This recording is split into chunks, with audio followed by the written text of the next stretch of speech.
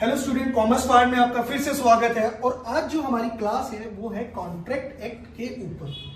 Before we going ahead, हमें contract के बारे में जानकर चलना है कि कॉन्ट्रैक्ट होता है क्या है। व्हाट इज अ कॉन्ट्रैक्ट, कि कॉन्ट्रैक्ट कहते किसे हैं। जब तक हमारे ये क्वेश्चन का आंसर नहीं मिलेगा तब तक कॉन्ट्रैक्ट एक्ट हमें समझ में ही नहीं आएगा। तो व्हाट इज अ कॉन्ट्रैक्ट, सबसे पहले हमें ये जानकर चलना। तो answer is agreement, any agreement plus enforceable by law is a contract, is a contract. मतलब क्या कह रहे कि कोई भी एग्रीमेंट है, एग्रीमेंट जिसकी हमने एनफोर्सिबिलिटी करवा दी लॉ से। एनफोर्स मतलब क्या, पालना करवा दी, किससे, लॉ से, तो उसे हम कॉन्ट्रैक्ट कह के चलेंगे। अभी क्वेश्चन अराइज हुआ कि एग्रीमेंट होते क्या है, एग्रीमेंट क्या होते हैं, तो उसे जानकर चलते हैं। कि कोई भी एक्शन, एनी एक्शन, एक्शन आपको पता है कि डील विद, जिस डील विथ, एनी एक्शन, कोई भी काम, अरेंजमेंट्स, अरेंजमेंट्स बना रहे हैं, क्या बना रहे हैं, अरेंजमेंट्स। और कंसर्ट, सहमति, coordination in between both the parties, चाहे राइटिंग में है।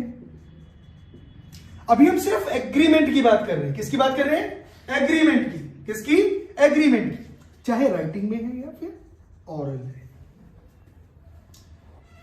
चाहे लो एनफोर्सिबिलिटी है और नहीं है, उसे हम एग्रीमेंट कहते हैं। उसे हम क्या कहते हैं, एग्रीमेंट कहते हैं।